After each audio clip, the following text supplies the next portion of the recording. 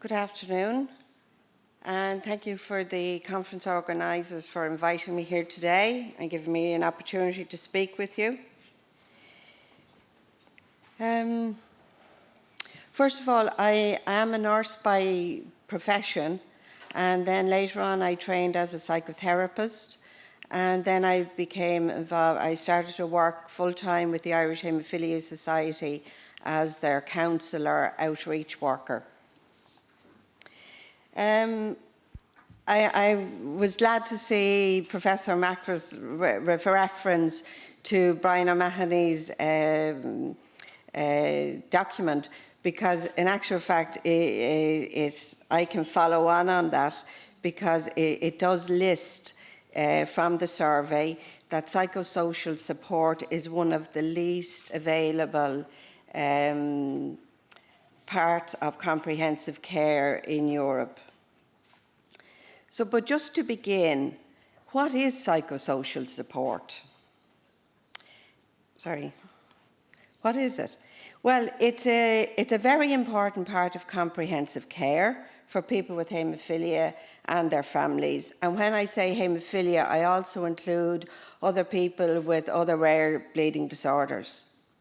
Psychologists, social workers and counsellors can help patients and their family adapt to and face the challenges of living with a bleeding disorder.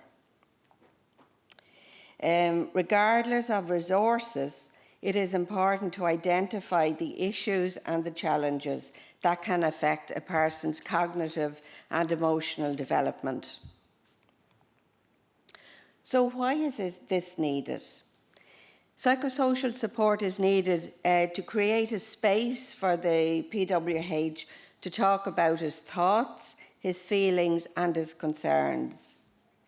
It enables the PWH to gain a personal understanding of haemophilia. And this is so important, as I learned this morning through one of the workshops, that the person just doesn't need the facts, he needs to understand what is it going to mean for me. It develops coping strategies, or at least helps to develop coping strategies for physical, mental, emotional and social challenges. And the ultimate aim, of course, is to empower the PWH to manage his life and its challenges independently. Quality of life is related to the ability to adjust to a chronic disorder and its challenges. And that would be the case in all chronic disorders. So the factors that influence and which determine the psychosocial issues of how they're actually experienced and then how they're addressed. Cultural values, socio-economic factors, access to haemophilia treatment centres, like factor availability, access to physiotherapy and corrective orthopaedic surgery, and then support from national haemophilia organisations. Now, there are different models of psychosocial care around the world, and I'm going to talk about the two. One is about hospital-based psychosocial support, and with this, there are specific healthcare professionals involved, like a social worker, a psychologist, and they provide one-to-one counselling. They can also have peer support groups, bringing patients and their families together in specific groups. Now, the other kind of a psychosocial care is NAMIbased psychosocial care.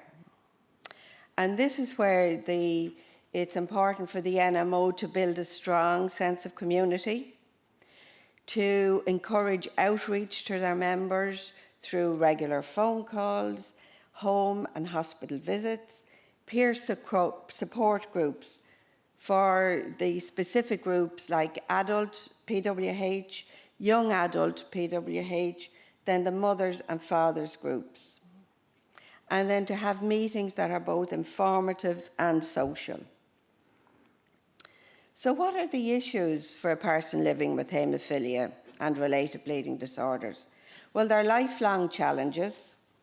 They're physical, psychological, financial, and then employment.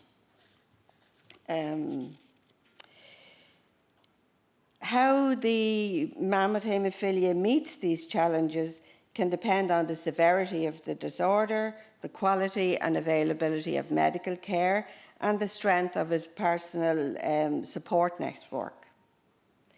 The physical hardships and limitations imposed by bleeding disorders often have emotional and social impacts. Like being hospitalised and having limited mobility can be very stressful, as well as disruptive to both school, work and family life. Having to plan your life or making job decisions around health concerns can have a profound personal and practical impact. Adults can face discrimination in the workplace, and understanding haemophilia is only the beginning of coping with it. Parents of children with haemophilia need regular updating of their education, where the care that's needed changes as the child grows. Now I'm just going to look at the specific different components of the people who are involved in haemophilia care, like the parents in particular. Parents of a new baby can experience a whole range of emotions, even when the haemophilia is part of the family history. Shock is often experienced as emotional numbness, and this initially can be a protection against the news, and it helps the parents actually function. Denial may appear when the shock wears off, and parents may think that the diagnosis is actually a mistake. And denial can actually occur even when the mother knows that she's a carrier. Parents can feel devastated, they can be angry, they can feel devastated and cheated out of having a perfect child. Fear and worry. Parents feel scared that they won't be able to protect their child and that he will get hurt. A mother who is a daughter of a PWH might be scared that her child is going to experience what her father went through, either through arthropathy and or viruses. Depression. Parents may experience a period of sadness and despair, again grieving for their perfect little boy. Guilt. Although this is illogical, it does happen. Because haemophilia is a genetic disorder, the mother may feel guilty of passing this gene to her child, even though logically she could do nothing about it. The other most important people who are affected by haemophilia in a family are the siblings, especially the siblings who are born before the child with haemophilia. Because a family routine has already been established, the new baby arrives and that can rock the delicate family balance. If too much fuss is made over the new baby, the older siblings may feel left out. Common feelings they can experience is anger at the parents for letting this happen. Children don't always be logical, so they can blame the parents for letting this happen. Denial that there's anything wrong with the baby. Fear for the baby's safety. Guilt. Children can show, obviously their emotions will show in their behaviours, resulting in withdrawal, may lose their appetite, may have angry outbursts, refusing to touch the baby. Now, these reactions can happen, of course, in any family. It isn't solely restricted to someone with a bleeding disorder. And not all siblings will react with resentment and sadness. The main thing is if parents treat the new arrival normally, as normal as possible, well then the other children in the family will do the same. The extended family, grandparents, it can be very difficult for grandparents to accept this new diagnosis, especially if it's their first grandchild with this condition in their family. However, the more comfortable parents themselves feel with the condition, the more accepting the grandparents will become. But this can take time, a lot of understanding and information giving.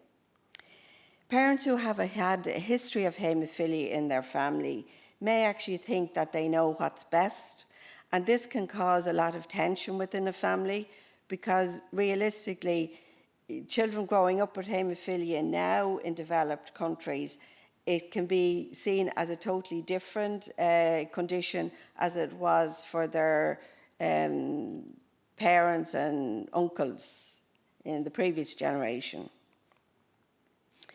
In the first year, parents will be anxious, they will blame themselves, and they have a need to control their own fear.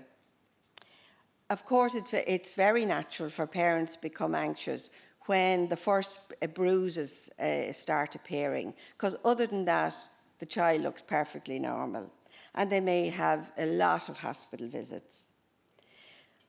Sometimes parents can blame themselves for actually mishandling the baby, because, you know, if children have bruises around their body, well, lifting them up, you know, the parents can say, oh God, that's my fingerprint on them. So they can feel really bad about that. And it can be very difficult for a parent to see their baby having blood tests and then getting their factor. However, the big challenge for parents is that they really need to control their own fear.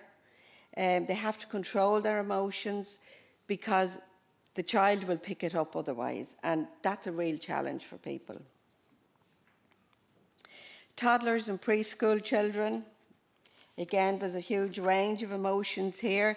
The big thing is really with worry, at least that's what I would see with our members, because if you have a normal, active toddler, he's going to be running around, he's going to be falling, hitting his head. So the big danger and worry for a parent is of head injury. And whilst this needs urgent medical attention, overuse of protective clothing and helmets in ordinary activities can teach the child that he's different and that he's handicapped. So that's a balance that the parents have to learn rather than overprotecting and to let the child grow up normally. Parents can be very afraid to go out and leave the child in the care of a trusted family member or a babysitter. Sometimes they can be too frightened to allow the child play with ordinary toys or have the house, all the corners padded so the child doesn't hit himself against it. So these are huge challenges. They're totally understandable. If I had a child with haemophilia, I think I'd want to wrap him in cotton wool. However, that's the worst thing we can do. So failure for the parents to come to terms with their child's condition, actually, the child then won't feel safe, and it can prevent normal development, which is what we don't want to happen. Starting school. Hopefully the parents will have been able to put the child in a preschool setting even for a couple of hours a day, and that can kind of help diffuse their fear around putting them into ordinary school. It is important that parents have enough confidence and assertiveness to talk to their teachers and to help the teachers understand about haemophilia and to be comfortable enough not to treat the child any different to his peers. So parents do need a lot of help and guidance around that and to build assertiveness in them, which they might naturally have. Adolescents, this is a very challenging area and time in a young person's life, because the single most important challenge for a teenager is learning to take charge of his haemophilia, to put his life first and his haemophilia second. The teenager who has yet to come to terms with this condition can feel different from his peers. And this then can result in relationship difficulties. Adolescents have a tendency to dismiss bleeds without thinking of the consequences of long-term joint damage. And this would be normal in any teenage group. You know, you can't put a wise head on young shoulders. So it's very, very difficult to, for a teenager to understand why he needs to take care of himself and to take his factor. Yeah, because some teenagers after a certain age won't want to take their factor and the parents can't force them to take it. And that's very difficult because they don't want to be different from their friends and they may not want to tell their friends. Carrier girls also are a vulnerable group because they can actually become worried about the possibility of their having a child with haemophilia. And these are just issues. I'm not giving you the answers because in actual fact that's a whole other day's talk. But it's important to address name the issues. Sexuality, there are two main areas that need really sensitive handling.